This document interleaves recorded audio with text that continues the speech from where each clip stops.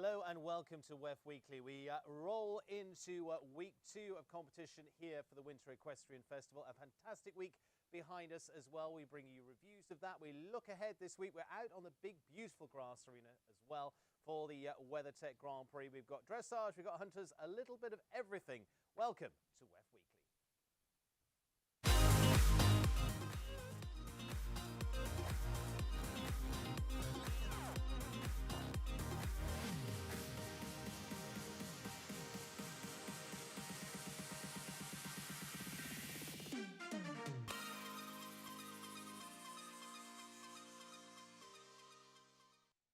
Welcome to the Winter Equestrian Festival, now well underway with our first big Saturday night behind us in terms of Grand Prix.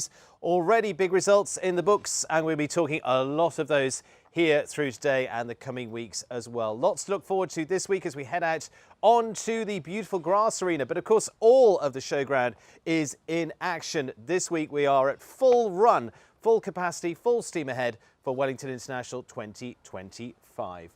Lots to come up this week as we head on to the Grand Prix in full force. And our Week 2 Grand Prix sponsor is WeatherTech. And at WeatherTech, their high-performance solutions are designed to protect your vehicle from damage no matter what you drive. Visit WT.com to find your fit today. And our streaming throughout that you can follow all the big competitions here in Wellington on is brought to you by Dodd Technologies, our partner in engineering extraordinary experiences since 1983, and discover how they elevate sports, entertainment and corporate events at Dodd Technologies.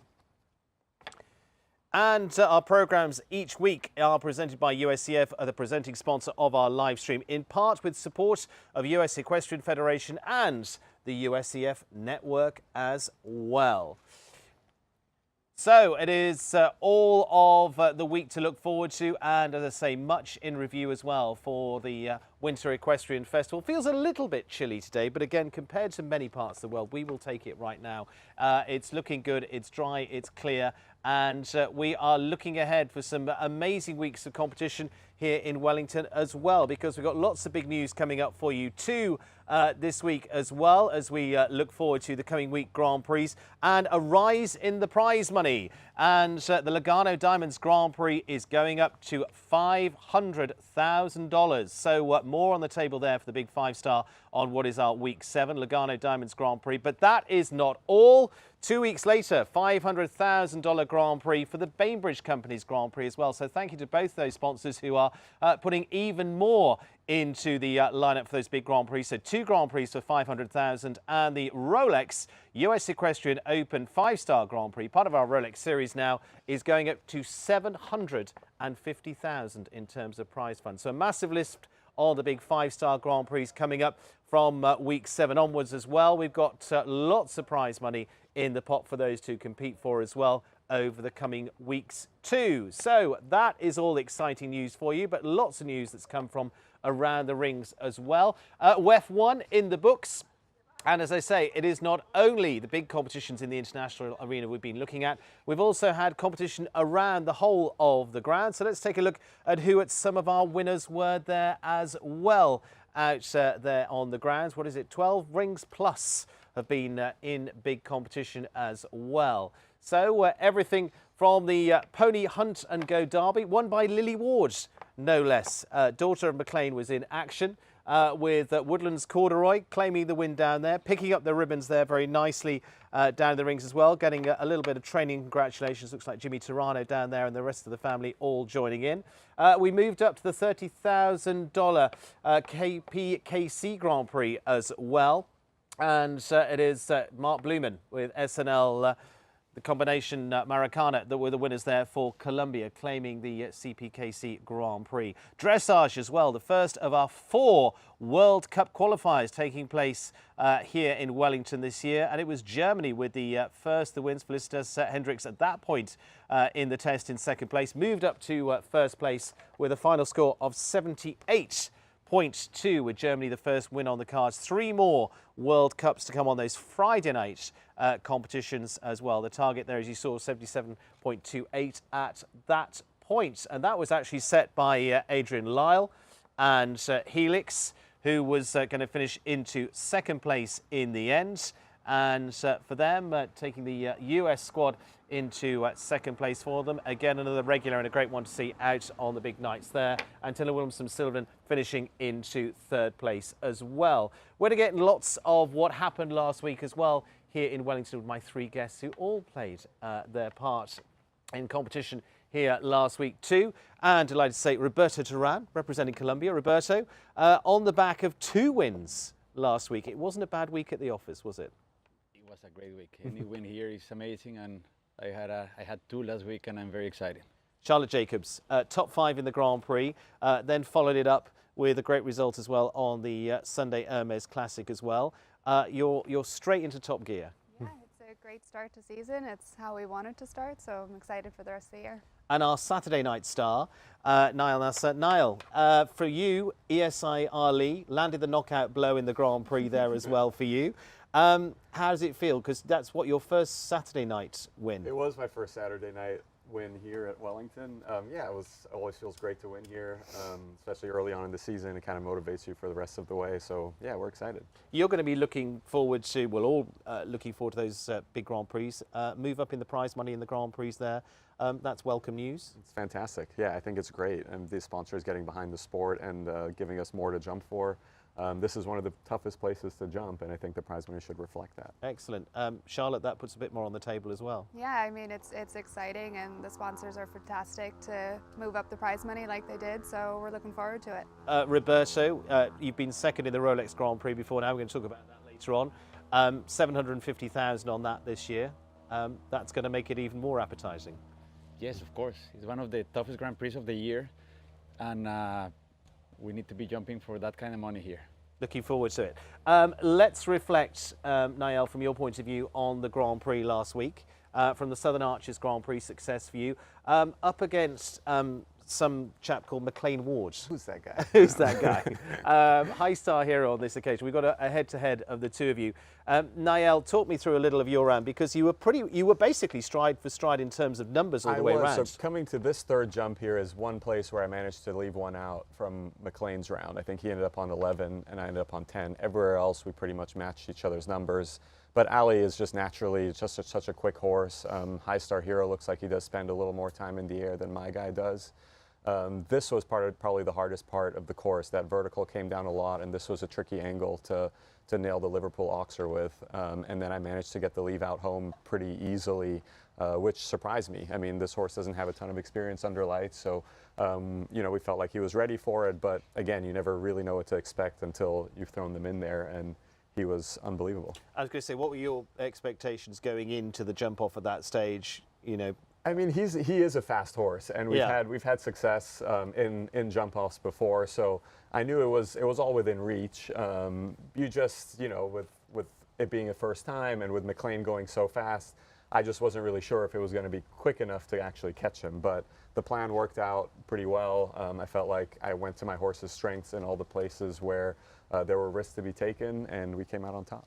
Nick Granite, our course designer last week, put some really interesting tests for you in there. As you talked about that cathedral vertical on the roll back there was a real sort of, you really got to be on your balance at that point. Exactly. It was like kind of a slaloming line, and if you angled that vertical too much, it put you on a ridiculous angle turning back to the Oxer. So you kind of had to play your strengths a little bit, not take too much of a gamble, or it put you in really tough spots for the following jumps. And how much, as you say, it gives you a nice confidence boost to start the season from that point of view. But you've got a good string of horses to go to this year. I do, but I'm not deluding myself either. It's week one. Like there's, you know, a lot of the top riders haven't brought out their best horses yet. Not everybody's in full swing. So yeah, it's a nice win, but I'm not going to convince myself that this is how it's going to go the rest of the way. What I found really interesting being on the grounds earlier today was watching a $2,500 135 in the international ring, and there's Henrik von Eckermann, and there's a whole list of the five-star horses jumping in there. There's Harry Charles, there's all that group in there. Yeah.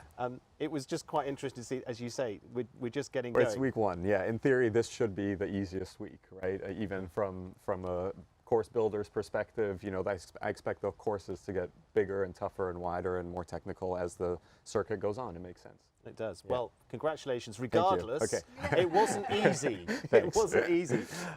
Charlotte, from your point of view, a super week for you. What, fourth place in that Grand Prix there as well.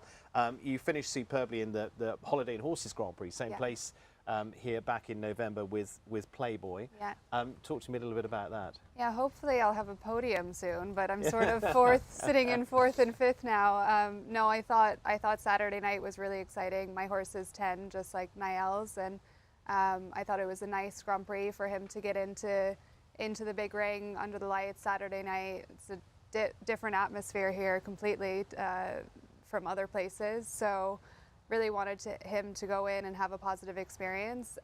In the jump off, I had to go a little bit early. I went fourth. I just tried to stick to my numbers. My horse maybe doesn't have the same sort of foot speed, and you know, these guys are just such fast riders. Yeah, so I tried to use his stride to my advantage and just do the best I can. I thought he jumped 2 incredible rounds. I think you're the only one who did 9 rolling back to Yeah, this double I did here, 9 right? back Yeah. to the double. I was Yeah. pretty brave there, and he really stuck with me. He's such an honest horse, and I think he's a horse with a really big future. He just felt fantastic on Saturday night, and I was really happy that his first Saturday Night Lights went the way it did, and I was happy with fourth place. Should have done 8 strides to the last jump, but again, we'll learn and hopefully fix it the next time around. I love that. I was happy with fourth place. What I should have done is But I should have fixed it. Yeah, no, but it was, I mean, it was going to be tough to catch Nayel and McLean and even Markey on Saturday night, so we'll take it and we'll learn and we'll go to the next one. Yeah, I mean, Mark Bloomer was in there. He won the National Grand Prix, the CP Grand Prix here last week as well. I mean, we made various comments about how he goes against the clock. Very fast. I mean, very do fast. you wait for him and go, okay, let's see what he does? Yeah, you sort of hold your breath when Markey goes in the ring. You know he's going to go for it. There's no class that Markey doesn't try to win, whether it's the 130, like you said, on a Wednesday, or if it's the Saturday night Grand Prix, and it was the same thing with the 150 on Sunday. So he's a quick rider. Yeah. For you, Thomas Court Ballypatrick Yeah. into that MS Classic on Yeah. Sunday as well. I know you have much shorter names for your horses. Yeah. Fill me in. So that's Merv, but he was third. He's a 10-year-old. Most of my horses are around that age that I have here this year. But I was really happy with him. He's a horse that I've sort of challenged to go against the clock now a few times, and he's really getting it, and it's really clicking. And I thought he jumped great on Sunday. He jumped the first round easy, and then the jump off, he was very competitive. So I was thrilled. I got Markey that day though. So You got he Markey was fourth, there. and I was Yeah. third. So He's not we swapped. unbeatable. You can get him. I You got can him. get Still didn't win, but I got him. Roberto, you've bested him a couple of times, and probably vice versa. In terms of competition last week, let's talk a little bit of that from your point of view, and your horse Iron Maiden, because the greys sort of really come into the limelight now, the spotlight. He's also 10. Yeah. He's a little green at that level. He had a great summer last year. He's very quick. He's very naturally smooth and quick off the ground. And he won the WEF. Yes. I got a little lucky because I had one rail the first round. Under the new winning round I format. love the format of the winning round this week. Let's have a little look from the Grand Prix, because then you were into the jump off in the Grand Prix as well. Yes, and he was super relaxed and smooth in the first round. And being last in the jump off, I think I put a little more pressure than I should have in the first 3 jumps, and I got him a little tense. And in the roll back to that vertical, the last vertical before the last line, I didn't get the distance that I loved for him. I needed to wait too much, and I had it down. But again, that's part of the learning experience, isn't it? Of course. And exactly what Nayel's saying is, we're into week 1. What am I finding out? Exactly. And I knew he was fast enough to be in the podium. Of course, I wanted to beat these guys, but I was happy with the podium. And I just put a little too much pressure in the first part of the jump off. What's he like to ride? What's he like personality-wise, a horse? Because he looks very easy. He looks a really classic type. He's a dream.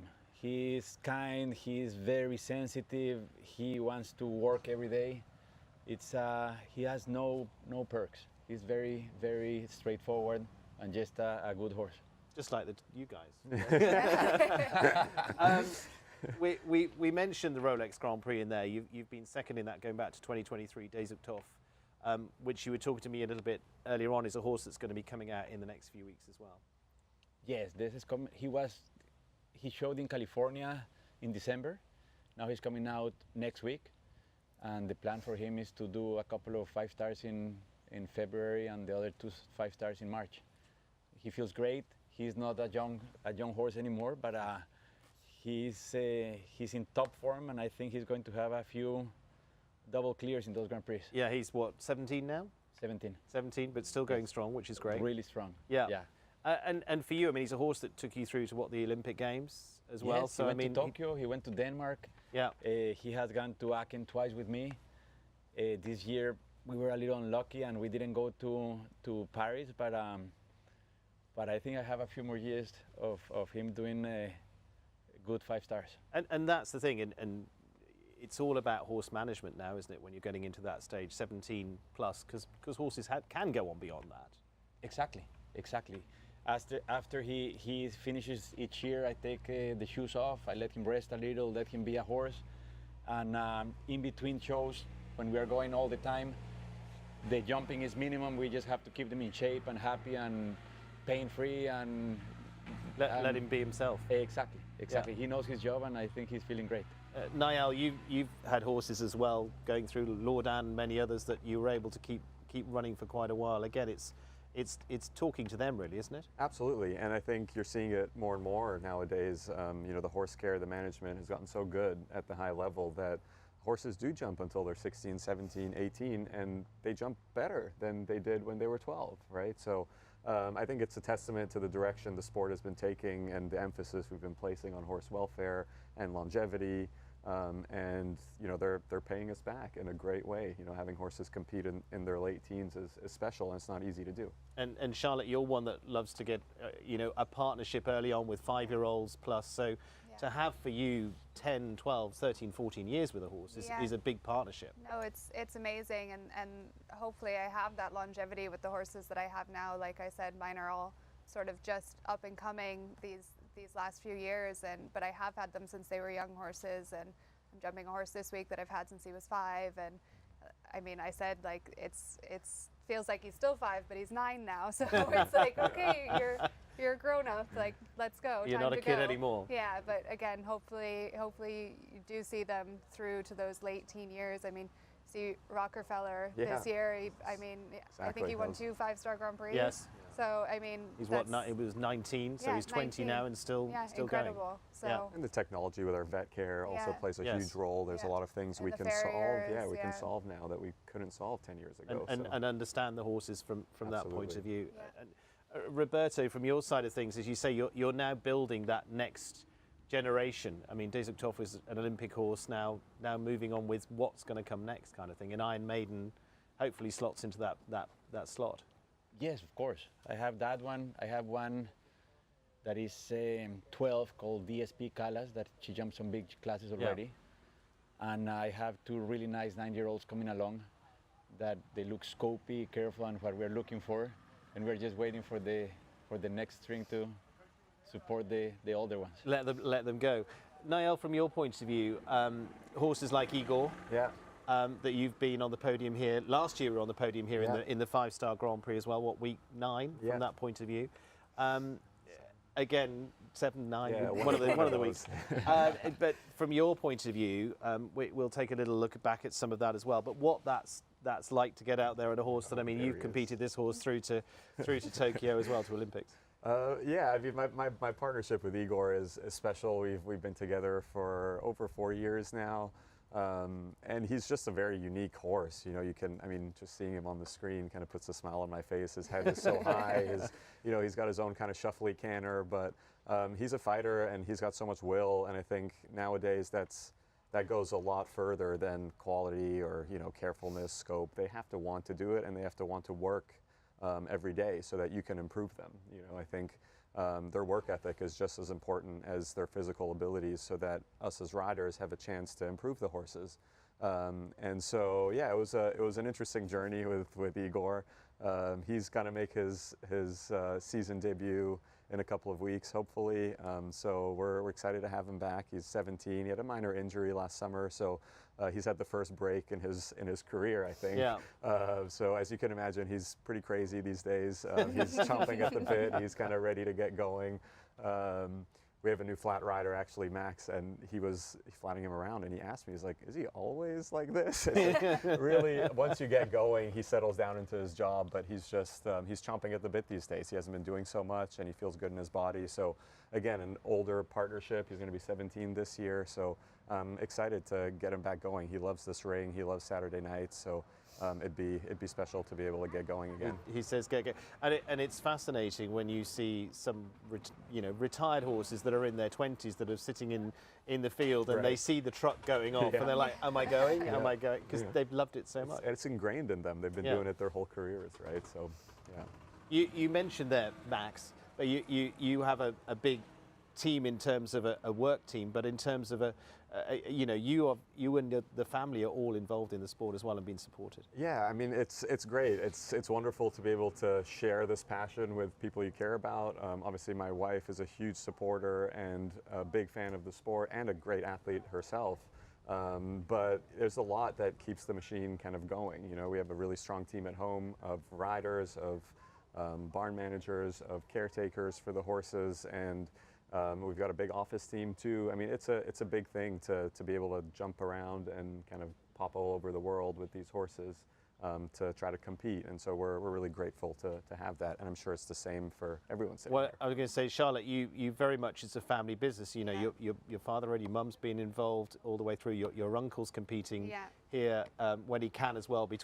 He's got quite serious jobs as well to do between that. Give us a little bit of the background of that. Yeah, I mean, my dad was a top bbrider, and he balanced, the work, and even when he was back in school, he balanced college, and then he balanced business school, and then he eventually went to the workforce, and he rode as well. So, and at a very high level. I mean, won the Hamburg Derby, won the Nations Cup at Aka, and did all the big things that I think we all aspire to do, and he did it with a full-time job, and I mean, we're so lucky that we all get to do it together. I mean, I think 99.9% of the time that I'm in the ring, my parents are there watching. Definitely one of them, 100% of the time, always one of them is there, and it's really nice, and we get to spend so much time together. And I just got married about a year and a half ago, and my husband also is involved, and he manages everything and trains me, and we're really, really tight-knit, and we have an incredible team of grooms, and like he said, office people at home. I mean, the team is big. There's a reason why, everything gets put together for these big moments, and why it works, and it's because of everybody behind the scenes, and of course, Greg Broderick and Brian Cassidy, who I work with in Ireland, they're fantastic. So. Yeah, a lot of things to keep and the wheels Greg's out turning. here, I think, this week, He gets here on Friday. Yeah, excellent. There you go. Keep him going. Yes. Roberto, give us a little bit of your family, because I think your father competed, correct? Yes. Actually, my grandfather founded the first equestrian club in Colombia 70 years ago with the cavalry. Okay. Wow. My dad was an FEI vet and an FEI rider. He went to Aachen in 1986. And my uncles on my mom's side, one is an FEI course designer, the other one was an FEI judge. Then we have horses all over the family forever. And after university, I came to the States in 2000 to get going with the sport. I had a really successful career as a FEI, children's, juniors, and young riders. But I wanted to do this for a living, and that's why I came to the States to try to find sponsors for the big sport. And it worked out quite well. Yes, it has been a long journey, but it has been going great. And do you, I mean, a bit like you talk about the horses still feeling like they're 5 and they're 9 by this point. We're in a sport where you can carry on and carry on. It's one of those that you can get up every morning no matter what and go, I've got 20 years experience. I've got another 20 years in this sport yet. Yes. How do you feel about that? No, thank you so much for calling me old. No, you're not. But it feels great. It feels great. My goal is to do a few more Olympics. Yes. And yes, when you're in your 40s, you have enough experience, and I feel great physically. Then I think the next years to come are going to be my best. Absolutely. Well, if we take a look at our sport, the average of some of the best ones are into their 50s yet. So you've got a bit to go yet from that point of view. Exactly. From all of you, we've got some questions to bring you as well. From that point of view, we've been talking to our various members of the public out on social media. So we're going to throw you some questions. Roberto, I'm going to come to you first. And the first question up, let's take a look at this one. And how do you prepare your horses for a show, and what is the post-ride care like? How does that feel? What's the routine? Okay, for when you are showing all the time, the week before the show, my guys do just a little gymnastic. We keep them fit. We make sure they're not too fresh to start the show, because if you have a horse too fresh, then you have to work him too hard in the beginning of the week, and it's not ideal for Saturday night or for the Grand Prix day. After we show, the horses get ice, they get all the blankets, they get some body care, like most of them. And the day after, I usually ride them light because I want to see their sound and everything is looking good, and to really make sure the lactic acid in the muscles is moving along. And then we let them rest a little for the next show to come. And that's the thing, people don't realize how much it's science and feeling. Of course. And I always like to exercise them the day after of the Grand Prix to make sure they're feeling good, and to see if we have to call the vet or to see what adjustments we have to do, because we are going fast and we're jumping big. Yeah, well, they get the best care, that's the great thing. Let's go to your second question that we've got here. Let's bring that one up for you. How are you training to aim for LA 28, the next Olympic Games? We've just mentioned that. Yeah. Okay, we already started here this winter, just giving the younger horses a little experience and to see what they need for the future. My plan in the summer is hopefully do Aachen again and a couple of big shows in Europe. And a big goal of my team for this year is to do the Masters in Spruce Meadows at the end of the summer. Then I think I'm going to go a couple of weeks there, and I think it's really good training to jump big and good courses. Then that's depending on how the summer goes. That's my first step this year to looking forward for 2028. And as you say, you've got what, two good 9-year-olds, 10-year-old Exactly. in there, so they're the perfect age to be aiming towards that. Of course, my first goal before that is to go to the World Equestrian Champions. Games in Aachen in next year. 2026, Exactly. absolutely. That's going to be upon us before we even know it. Yeah. Okay, and your third and final question, totally unrelated but related. What's your favourite Iron Maiden song in honour of our horse out there? I don't know too many Iron Maiden songs. One of my owners, the owner of Iron Maiden, Yes. Jasmine Talley, names their horses after bands. Yeah. That's why he's called Iron Maiden, and he's a gelding, he's not a mare.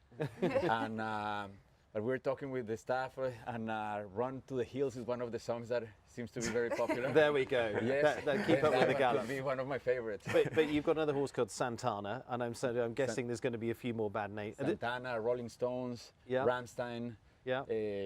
Arctic Monkeys that I'm not very familiar with, but that one is too.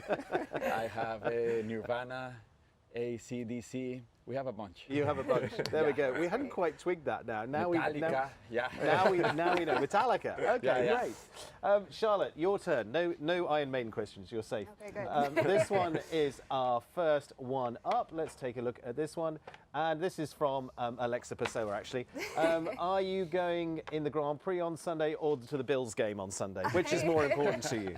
This is the key. They're both very important to me. I will hopefully be jumping the Grand Prix on Sunday. Granted, I qualify, but hopefully I will. And if I do, Phone in hand. yeah, I will be. Yeah, phone in hand. Luckily, the game's not till 6:30, so I'll be able to go home and prepare myself for the game and watch. Hopefully, have a positive outcome. But if I don't qualify for the Grand Prix, I will definitely be at the Bills game in Buffalo. Freezing, but I'll be there and I'll be happy. Excellent. Let's take a look at your next question, which is from Daniel Suarez Ziragori. What are the main characteristics you look for in a horse and why? For me, a good brain, good balance, good heart, scope, careful. I think, brain and balance and heart are three of the most important things. You heard Nayel talk about Igor, and he has sort of his own way of going. I have a similar horse like that, Rinkula Milshawn. Definitely has his own way, own flat work at home, own way about, his work and how we treat him, and he is one of the best horses I've ever had. I was going to ask you about him because unfortunately got an injury in September, so he's been off. How's he doing? Because we had lots of questions on how he's doing. Yeah, no, he's doing really well. He's making his comeback, so we're really excited. Hopefully by the summer we'll have him back in action. But yeah, he's doing really well. So thank you everybody for asking. Excellent, good. Final question for you comes from Kalara MNC, to take the Instagram name. And what makes Pete special for you in your eyes? Pete being Playboy. Yeah, I think he's such a special horse. I mean, for all the reasons I just listed, he's scope, he's super careful, he has a great brain, he's brave, he's honest, he's kind. I could keep going, but I saw him as a 5-year-old. Greg saw him as a 5-year-old, and we tried him. And I wasn't looking for a 5-year-old at that time, and so I actually passed on him. And then about 4 months later, we were at a horse show in Cavan in Ireland, and my dad saw him, and my dad actually walked into the warm-up to Greg and was like, that's one of the nicest 5-year-olds I've ever seen in my life. Then he wasn't for sale for a few years, and finally when he was 8, they decided to sell him at the end of his 8-year-old year, and I was lucky enough to purchase him. So the best things come to those who wait. Yeah, so there you go. Yeah. Nayel, let's roll into your questions from your point of view. Lots of lovely, friendly questions for you as well from lots of fans out there. One of which was, what is your future big goal in horses? My brother Nayel. My brother. Big goals upcoming, I would say probably the World Championships in Aachen in 2026. Granted, this year we're still going to target some big Grand Prix, maybe go up to Spruce, maybe go back to Europe, maybe try to take some of those horses who have a chance to go to the World Championships next year, try to take them to Aachen this year so that they can get that experience. But I'd say, my next big goal is the World Championships, and then, of course, LA 2028. And pick off a few Saturday nights. Ideally, yes. Yeah. Let's take a look at your second question. Nice, easy one. You might not remember this. What age did you start riding? Oh, boy. I think I started taking probably weekly lessons when I was 5 or 6 at like a local riding school in Kuwait, the Kuwait Riding Center. Shout out to KRC. Yeah. And it started just kind of as something to do for fun that my brother and I did. And then by the time I was 8, 9, I would say is when I started like jumping and competing a little bit and having some real fun. And now we're where we are. And look where we are. Now where we are. Let's take a look at your final question, which comes from Coco Pops 2013. You're a great inspiration to my kid, they say. He's a beginner rider. Any advice for him? We're proud of you. Go Egypt. That's very sweet. Advice for younger riders, I would say to just try to learn as much as you can. Put yourself out there. Go ask riders questions. I mean, I know it's intimidating, but most of us will actually respond and help out in whatever way we can. I think we're here to be resources for the next generation of riders. So put yourself out there, and most importantly, always put the horse first, right? Treat your horse with respect and kindness. I think that goes a long way in learning about horsemanship and learning to be the rider that you want to be. Brilliant. Cool. Great. You survived. Oh, great. You all survived the questions.